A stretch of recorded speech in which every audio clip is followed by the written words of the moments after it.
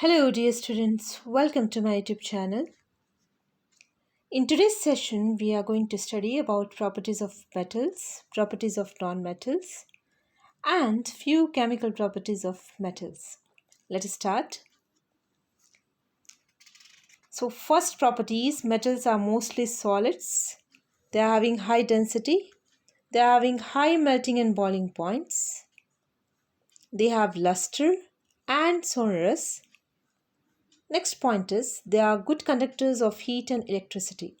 You can see the few examples of metals like iron, sodium, potassium, mercury, cesium, germanium, and gallium. All metals are solids, dear students, except mercury. Please note down. Cesium, francium, germanium, and gallium, which are solids with low melting points. Gallium becomes liquid if kept on palm, but gallium has very high boiling point, which makes it useful for high temperature thermometers. Note down. Next, we are going to study about the properties of nonmetals. Nonmetals exist as solids or gases. They are having low melting point, low density.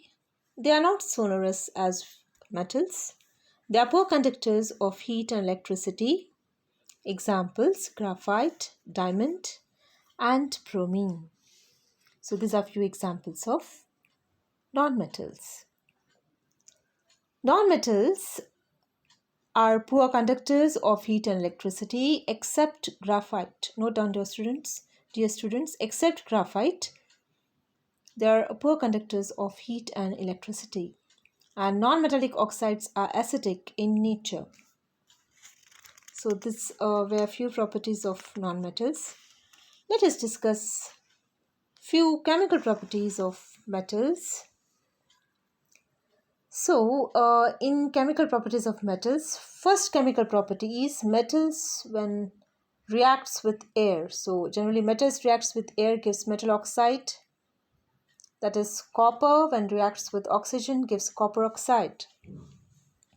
Second chemical property, metal when reacts with water gives metal oxides and hydrogen. So, metal oxide plus water reacts to form metal hydroxide. Third chemical property, metal oxides plus acid reacts to give salt and water. So aluminum oxide plus HCl gives aluminum chloride plus water. Aluminum oxide plus NaOH gives sodium aluminate plus water. So these are the two reactions with acid, and this is the reaction with base.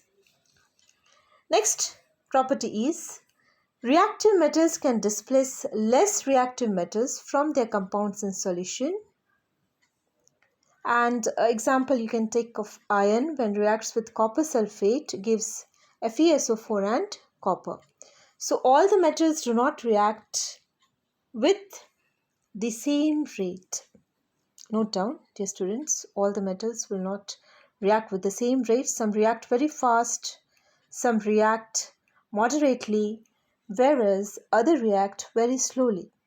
So the series of metals in decreasing order of reactivity is called as reactivity or reactivity series of metals. The metals at the top are most reactive, whereas metals at the bottom are less reactive. You can see here here there are a list of the metals. Yes, potassium, sodium, calcium, that is Mg, Al, zinc, iron, Sn, Bb, is lead,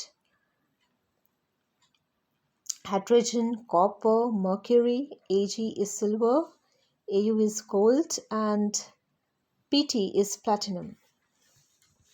This is the series of metals. Metals react with dilute acids to form salt and hydrogen gas. This is the last chemical property. So metals react with dilute acids to form salt and hydrogen gas. Metals in reactivity series, if placed above hydrogen, can displace hydrogen from dilute acids like hydrochloric acid and H2SO4. Okay, so these are a few chemical properties of metals. I hope you have understood today's session. In the next session, we'll discuss more about the ionic compounds, so about metallurgy and corrosion. So, dear students, please like, share, and subscribe my channel, and don't forget to click on the bell icon. Thank you. Have a nice day and take care.